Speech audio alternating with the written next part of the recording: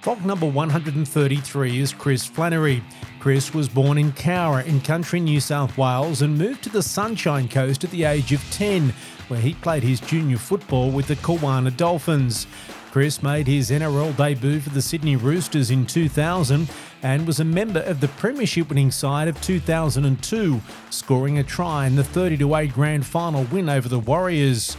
Chris made his origin debut for Queensland in Game 2 of the 2002 season and in all played 10 games for the Maroons. Further success followed Chris when he joined St Helens in the English Super League, where he finished his playing career. Returning to Queensland after the 2012 Super League season, Chris moved into the CEO role at the Sunshine Coast Falcons. In 2023, Chris was inducted into the Sunshine Coast Sport Hall of Fame. Well, Chris Flannery, thanks so much for joining us. What does it mean to you to be a FOG? Yeah, obviously it's a great honour, when you look back and, you got the opportunity to represent your state, represent your family, your friends. It's definitely something you look back on, and I'm sure as we get older, or as I get older and my kids get older, and it's just something that you probably cherish even more the older you get and the further you get away from your rugby league career and as you go on in life, I guess. But yeah, at the top, it's a tremendous honour and, something that's a privilege to do. Well, let's go back to the start. Like a lot of our FOGs, you're a regional boy. Grew up or born in country New South Wales in the town of Cowra, moving to the Sunshine Coast at the age of 10. Tell us about your early years in Cowra, out in the bush. Yeah, obviously, very, very rural out in Cowra there. A lot different to the climate up here in beautiful Queensland and Sunshine Coast. But yeah, we grew up sort of in town, and mum and dad, mum worked at the local doctors as a receptionist, and dad had a couple of different jobs, I guess. He was a grain handler, and then he was building water tanks, and yeah, probably just got to one point where I think, he'd sort of had enough of working down there in Cowra and in the cold, and our family, or some of our family members, had sort of moved up to Queensland, and I know that they'd been thinking about it for a little while and decided to make the move. Okay, so that was the trigger. What are your memories then of growing up on the Sunshine Coast and playing footy at Kiwana? Yeah, obviously it was a lot different to Cowra. In Cowra we were in boots from the age of 5. So when we got up to the Sunshine Coast, there was not many kids playing in boots because the weather was so good. So everyone was playing in barefoot when we first arrived. But we went to the Kawana Dolphins, and they were a pretty small club on the coast at that time. But now they're a powerhouse on the Sunshine Coast in the juniors. But yeah, we signed up with the Kawana Dolphins and had a great 7 or 8 years there before I managed to get signed by the Roosters. When did it get serious for you? So I think I was about 12 years old when it started to get serious. I made a Sunshine Coast schoolboys team, and they took us up to Nambour and put us on a train overnight out to Longreach. So it was a huge, trip to go out to Longreach, and we got out there and we got billeted, and you think about it these days, it just wouldn't happen. But yeah, it was obviously we had our coaching staff and everyone on the train with us out to Longreach, but it was a big trip. And yeah, I remember thinking at that stage that there were some really good players. I had a good mate of mine, Casey Maguire, who I was playing with at Kiwana at the time, and there was guys from Redcliffe, Sam Obst, and a couple other guys who I later played NRL with. But that was sort of when it started getting a little bit serious, and I was thinking this is something that I want to do. And how did you come to the attention of the Sydney Roosters? So I was originally, when I was 15, I signed with the South Queensland Crushers. So I got a contract with the Crushers through Paul Bunn, the recruitment manager at the time, and Bunny took us down there, and there was quite a few of us. There was myself, Casey Maguire and Ben Ross, who were all signed with the Crushers, and we were all Sunshine Coast boys. And they obviously only lasted a year or two, and I was about 16 when they folded, I think. And I'd been talking to Arthur Beetson, over that period, and he'd watched me play plenty of times at carnivals, and I made the Queensland under-17s team, and we played down at the Sydney Football Stadium. And I think it was after that game, Beetson or Artie said to me, would you be keen on coming down to the Roosters, and we're keen to get you down here. And, it sort of escalated from there. We had a couple of different conversations with the Broncos and also with Parramatta, but after talking to Artie and, looking around the Roosters facilities, and at the time I was a super keen surfer. I'd surf every day. I probably wanted to surf more than I wanted to play rugby league. So, and the Roosters knew that. So in our meeting, they brought in a couple of pro surfers who were from Sydney, and they really looked after me and showed me all the beaches, and Bronny Beach and Bondi Beach and Maroubra, and I think it was more the surf spots down there that sort of swayed me. But yeah, obviously it was a great club. Gus Gould was there, and Freddie Fittler and Brian Fletcher and Luke Ricketson. There was a really good crop of sort of older guys there, but they had some really good young guys sort of coming through as well. And also got a job working at the club, so that was probably another bonus in signing with the Roosters. Looking back, obviously one of the biggest decisions of your life to head to the Sydney Roosters. We'll get to why it was so important in a moment, but how big a move was it going from the Sunshine Coast to Bondi Junction, the Roosters? We're talking about one of the biggest clubs in the competition and one of the busiest and one of the places in Sydney to be. How big was it going from where you were to Sydney?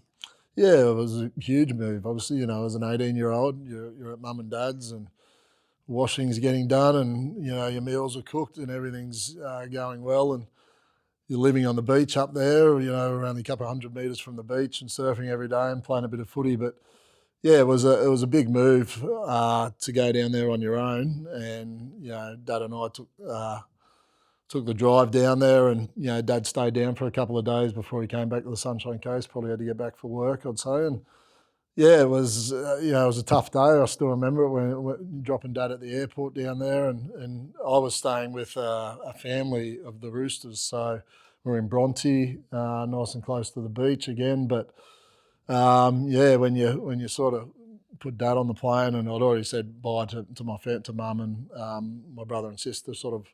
When we drove down. So, yeah, huge move. And I still remember, I think it was the service station just before we got to Sydney, and Clinton Tchaikovsky was getting out of his car, and he was obviously a few years older than us, but I just still remember seeing Choc at the service station as we were coming into Sydney, and obviously played football with him later on. But yeah, it was a tough little time, but it was something you had to do. I obviously adapted fairly quickly. Were there any times where you felt like that you couldn't survive and that you wanted to go home? Were there tough times like that? Oh, there's certainly times when you're a little bit homesick. The Roosters really looked after you down there, and I very quickly, gelled with a lot of the players that were down there. There was players from Queensland down there who I sort of knew, and there was just a really good group of young guys. Went straight into obviously under-19s playing for the Roosters jersey flag down there. So straight away, you had sort of 30 or 40 mates, and we're all on the same, timeline, and wanted to do the same things and be the best that we could. And we trained hard, but that was probably the best thing. Obviously, going straight into that team environment. And there were certainly some days or weeks when you were homesick and you didn't have the mobile phone that you've got now. You had to sort of wait for the phone in the lounge room if you wanted to call Mum and Dad, or if they wanted to call you. So it was. There was another guy, Max Johnson, who was also living at the house, and he was from Atherton up in northern Queensland, and so we sort of stuck together a bit. And it was some pretty tough times at the start. Did it help the fact the club was in a really good period there, as you mentioned earlier, with Phil Gould, premierships and more success was to come? Did that help? Yeah, that certainly helps. Yeah, being in a strong club and having some great leaders there at the Roosters at the time. I think what also helped me was I went into an administration traineeship in the club and in the office, and so very quickly I sort of got to meet from the CEO, the football managers. Gus was obviously there, and the players would come in quite regularly, the first grade players. So I sort of built that relationship with everyone within the club, and there's still things I learnt back then now that I even use in my CEO role at the Falcons today. But it certainly set that platform for getting ingrained in the club and knowing what everyone did within the club. I think that was probably the best thing. And I felt pretty comfortable very quickly within the Roosters club. Well, you made your debut in the NRL in 2000, played 2 games in the back half of the season. What do you remember of that first game against the West Tigers? I remember my first run. I think to this day, I think the ball was stripped, but it was obviously a knock on. So that was my first run in first grade. So probably, I'm sure the coach, Graham Murray at the time, wasn't very happy, but we did lose that game. I was out at Campbelltown. I got called in pretty late, actually. I was out there. I thought I was going to be 18th or 19th man, but I got called into the team the night before. Out at Campbelltown, so probably not the most beautiful place to make your debut, Campbelltown Stadium. But, we ended up getting beat in that game. But the second game, I played 5'8". Freddie was on Origin duty, and I got to play 5'8", and I scored in that game. I think it was against the Northern Eagles. So, managed to score a try in my second game, and I guess from there on, I sort of felt pretty comfortable within the first grade team, but still took a little while to sort of cement my place in there. Well, I was going to ask you about that. Yeah, the back end of the season, then the off season, and things started happening in 2001. Those 2 games, did that light a fire? Certainly did, yeah. It just gave you the confidence to know that you could play at that level. Not that I'd set the world on fire when I'd played those 2 games, but I just knew that with a bit more hard work, another pre-season, that I was going to be in the mix in the following year to play a bit more regularly, and over 2001 and 2002 that certainly happened. Well, 2002 was a massive year. What are your memories of that year, Premiership, Origin debut? How big a year was that? It's probably when you look back now, probably one of my best years in rugby league. Obviously, to make your Origin debut, I think, and that was on my 22nd birthday, that Origin debut, and we got the win that night. And then to go on and sort of win the Premiership with the Roosters at the age of 22 was, something that you look back now, probably at the time I took it for granted a little bit. Not took it for granted, but it took a little while after a couple of losing grand finals after that to realise how special it was. I knew it was special, but when you look back now, I think it would have been great to go back and do it all over again. When did you start thinking you might be a chance of playing for Queensland? Oh, it certainly wasn't that year that I did make my debut. There'd been a few little whispers here and there that I might be a chance in 2002, but when the time came around to select that team, that was game 2, 2002, where I made my debut, and I definitely wasn't watching the TV or listening to the radio to see if my name was named. I think I was at a shopping centre in Bondi Junction when the team was named, and had quite a few missed calls, and it wasn't until my dad called me to let me know that I was actually in the team. So, it was not something I was keeping an eye on, but obviously it was great to be spoken about. But I was quite shocked when I did get the call up, and myself and Justin Hodges from the Roosters sort of both made our debut in that same game, which was great to do it with Hodjo.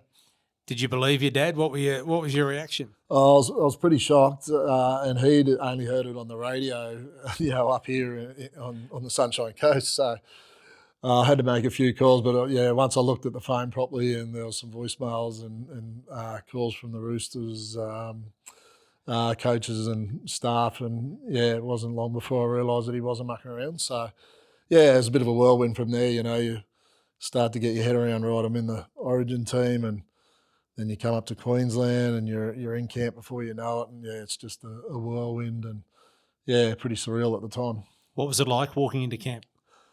Yeah, well, they flew the they flew the out-of-towners in, so the Sydney guys in first, so myself and Hodjo and I think a couple of other boys sort of flew up the night before, and the rest of the team wasn't coming in till the next day, so we sort of all had a few beers that night before, probably a few too many, and then the rest of the squad rolled in the next day, and that was when you you're like, right, you've got Alfie Langer here and Gordy Tallis and Shane Webke and Steve Price, and the list just went on. And when you're sitting there in the foyer and looking around at all the guys you're about to play footy with and train with, and it was just an amazing feeling to sort of be in that mix. And something to look back now, and again, probably I wish I'd sort of and not enjoyed it. We enjoyed it, certainly enjoyed it, but you'd like to go back and do it all again, I suppose.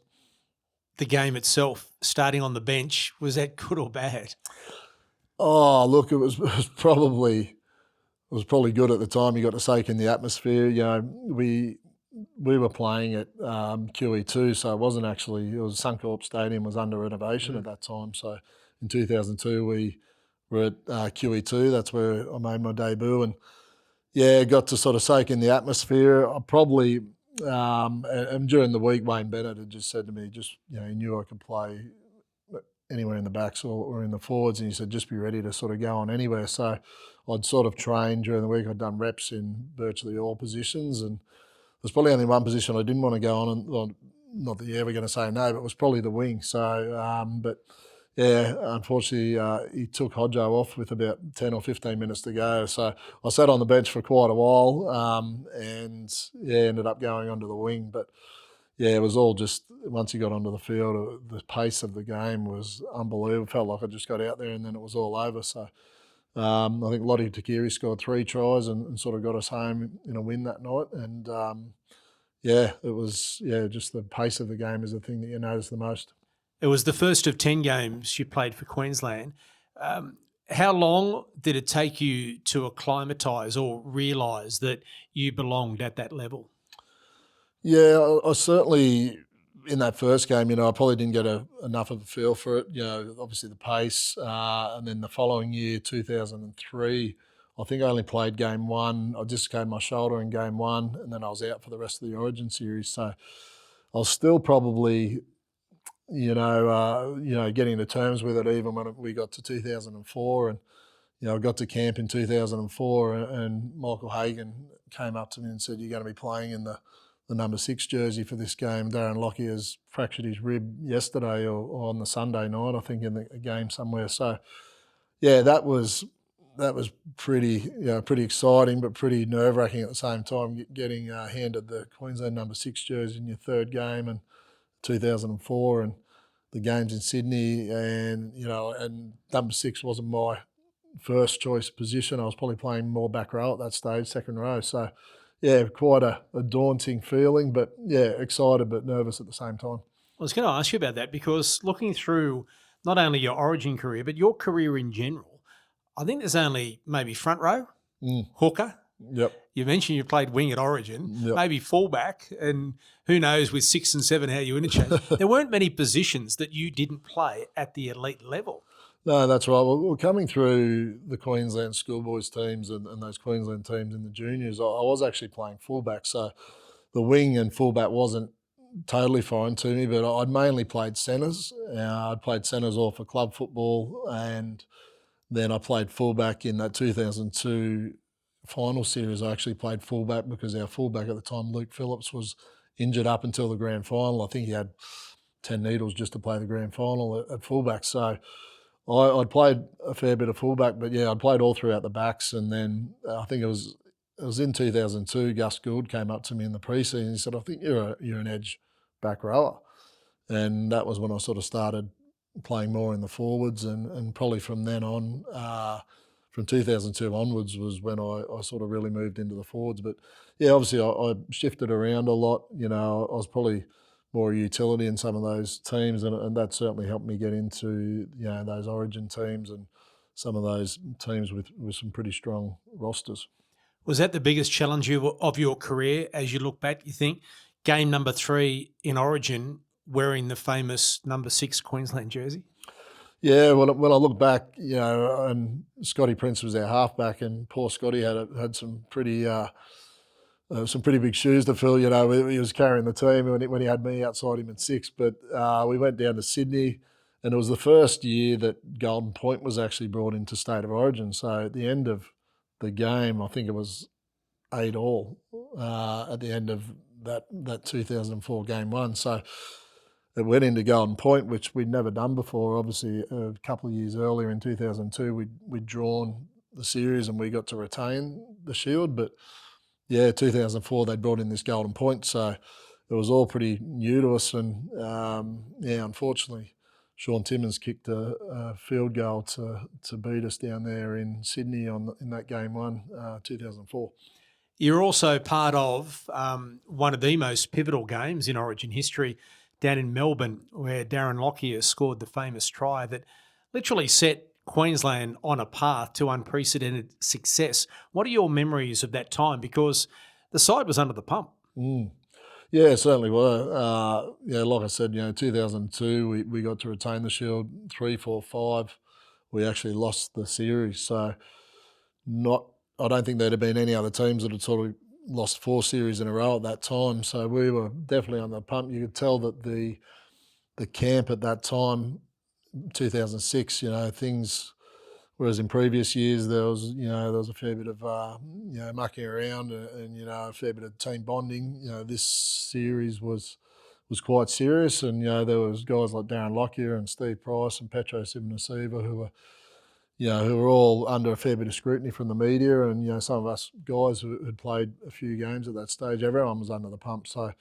yeah, there was a lot more pressure on us in that series, and we went down to Melbourne after a good win in game 2. I think I didn't play in the game 1 of 2006, but Brett Finch had kicked a field goal to sort of beat us in that first game, and we'd won game 2 well, but yeah, going down to Melbourne for the third game, we had quite a few injuries. I remember GI was out, Justin Hodges was out, Billy Slater was out, and yeah, there was a fair bit of pressure on. I remember Fatty Vorton talking to us at some stage, and just about how important it was that we got the result of that series, and yeah, you could definitely tell that there was a lot of outside noise, and we just need to stick solid inside the Queensland walls. And 14-4, we were down with 10 minutes to go, and obviously as we know, the ball got swung out to Tatey, and Tatey scored that long range try to sort of get us back in it, 14-10, and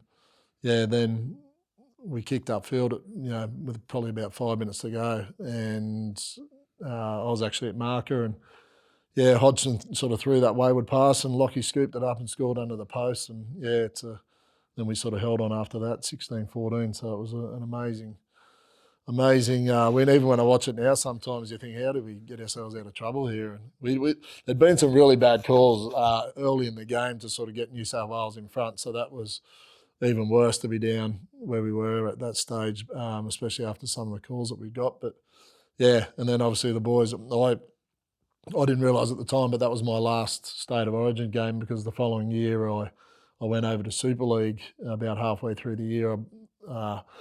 In a trial in 2007, I broke my leg and ankle, and that was my last NRL game. And then I signed with St Helens in the Super League halfway through 2007. So I didn't get to play Origin again, so it was a pretty good way to go out. But obviously the boys went on a massive run after that, and I got to watch that from a distance. Well, I'll ask you about St Helens in a moment. I'll ask you a really unfair question now. And I know asking it is unfair. Can you compare winning a match like that and a series with Queensland to premiership success with the Roosters, or are they two totally different things? Oh, look, I think they are totally different things. Obviously the premiership's something that you work all year with those guys, with that team, with that club, the coaches, the staff. So it's a year-long thing. You start training obviously in November, and hopefully you finish it off in October that following year. So that's a huge time to wait for the outcome that you want. But the State of Origin it's no less passionate, or you're just as happy to win the State of Origin series. And I felt like the Origin series is probably more for your family and your friends and your coaches who have sort of got you to that point, because you couldn't do it without your family and your friends and those coaches that have helped you get to where you are. Like on Origin Day, I used to remember the amount of texts that you used to get, or that week leading into the game, and it was from guys or people that you hadn't spoke to for a long time, and some of your old coaches and some of your own teammates or schoolmates. It was amazing how many people would text you leading into that game, and you just knew that Origin, everyone was watching it. You know, everyone that you knew was sitting down, either at that game or they're watching it. And same as the grand final, I guess, but it's probably two different feelings, I'd say. You mentioned heading to St Helens in 2007 after the bad injury. Was the decision to head to the UK based on that or wanting to do something different, or you didn't want to play against the Roosters? What was the mindset of heading to the UK? Yeah, look, probably looking back now, I probably did go over a little bit earlier. I probably could have waited a few more years, but the injury, I broke my leg and ankle in a trial at the start of 2007, and it was sort of taking a little while to come good. The St Helens, who I'd sort of spoken to a couple of times about potentially going over there at some point, Daniel Anderson was the coach over there at the time, and they sort of came in with a 4-year offer to get me over, or 3.5 years, I think it was, to get me over there straight away. And a lot of our Roosters players who had sort of, we'd been there since 98 at the time, and a few of the, or a lot of the team at that stage was sort of moving on to different teams or different areas. And I just thought it was probably the time to make a change. And I had a couple of offers to stay over here in the NRL, but at the time it was a good offer to go over, and I always wanted to go and play in the Super League, so that was sort of why I went over there. And it was a strong club. They just won the World Club Challenge. The World Club Challenge, but they just won the Challenge Cup over there, it was a good move. Well, you ended up playing more games for St Helens than you did for the Roosters. You enjoyed yourself over there. More grand finals, the 2008 Challenge Cup victory. Where does that sit on your list of achievements? Yeah, certainly that's right up there as well. The Challenge Cup over there is, it's very prestigious. It's been around for a long time, and I didn't know a lot about it until I sort of got over there and just saw how passionate the supporters and the fans and everyone was about this Challenge Cup. And it's an amazing concept that works quite well over there. I'm not too sure how it would go over here, but it's certainly something that's, very traditional over there. And, you're playing at Wembley. I think we had 92 or 93,000 at Wembley for the Challenge Cup final, who we played against Hull FC. And, it was a great experience, and, something that, it's right up there with those grand finals and State of Origin wins. Well, you played in 7 grand finals. Unfortunately, I hate to bring this up, Chris, but losing 6 of them. How does that sit now when you retire? You've obviously won the 1, so that helps overcome losing 6. But how did you cope with that? Yeah, I don't think you'll ever overcome that, losing those 2 NRL ones, obviously, 2003 and 2004 were tough. And then it was just phenomenal over in the Super League. We obviously made 4 in a row and lost them at Old Trafford. It was just wasn't our night, and it was tough to, when you look back now, that's probably why I say, I wished I really enjoyed that first one that we got, and I thought, how good's this? It's first grand final and we've got to win, but there's good players that don't get to play in any grand final, so it's something that win is something that I certainly look back with fond memories, but tough to look back on those losses, that's for sure. Well, that sort of encapsulates your career as a player, but still involved with rugby league. How important, looking back now, that time at the Roosters, where you mentioned earlier you did that course, that studying, which enabled you now to be the CEO of the Sunshine Coast Falcons. That decision then to do that course set you up for life after footy. Yeah, I think obviously that there's a lot of things that have changed. Obviously with our computers, a lot of social media and everything that's obviously changed from those days when I was at the Roosters. But there's still some fundamentals that I learnt back at that stage from some of the CEOs at the Roosters and the coaches and the administration people that were there. So look, it definitely probably put me on the path to an administration career, which I wasn't always something that I was looking for. But when I got the opportunity up at the Falcons, over 10 years ago now, to sort of step into that role that probably wasn't as daunting as what it could have been if I hadn't done that traineeship back when I was 18 or 19. So, yeah, definitely something that has helped with the transition out of, rugby league. It's definitely a hard transition for players today or all the time to, go from their full-time playing careers into, their careers after rugby league. It's not easy, and, but straight away you sort of lose your 30 or 40 mates, and obviously your support network of coaches and staff that are sort of there to bounce things off every day of your career. And to go into a job, your first job maybe at the age of 33 or 34 is fairly daunting at the time. Sunshine Coast Sports Hall of Fame 2023. What did that mean to you? Yeah, that was very special. Yeah, to go into that Hall of Fame up there. Obviously, some very good sports people from the Sunshine Coast. There's lots of Iron women, Iron men, rugby league players, and some great players up there. So to get inducted into that thing, into the Hall of Fame was very special for myself, but also the family and my parents and brothers and sisters. So yeah, very special. It's for rugby league, not for surfing, is it? Yeah. For rugby league, unfortunately, but I would like to be inducted for surfing, but there was only one thing about that. I wasn't a very good surfer. So, who had the biggest influence on your career? I'm sure it was a lot of players, say probably my dad, from those early years, the training sessions that he was coaching most of my junior team. So he certainly instilled a lot of, I guess, good habits within, he played footy himself. So, just going to watch him and play footy and play A grade and, sitting on the sidelines watching him, probably that had the biggest influence over me. But definitely, when Ricky Stuart came to the Roosters, that was when Ricky got to the Roosters. At the time we were a very talented squad, but we probably just didn't have that hard edge that we needed. And Ricky definitely brought that. He, the 2002 pre-season was one of the toughest pre-seasons I think any team would have ever done. And yeah, probably Ricky Stuart, just his competitive nature and just how much he wanted to win, it certainly rubbed off on the team and on myself and, everyone, just training hard. And that was probably the biggest thing. So yeah, probably those two guys, Dad and Ricky, were the biggest influences. What do you reckon, Chris, that 12-year-old boy on the train to Longreach would think if one of his coaches there had said to him, mate, this is going to be the start of a journey that's going to take you to Sydney with the Premiership and Origin success with Queensland and success in the UK, over 250 plus games at the highest level. What do you reckon that 12-year-old kid would think sitting here now?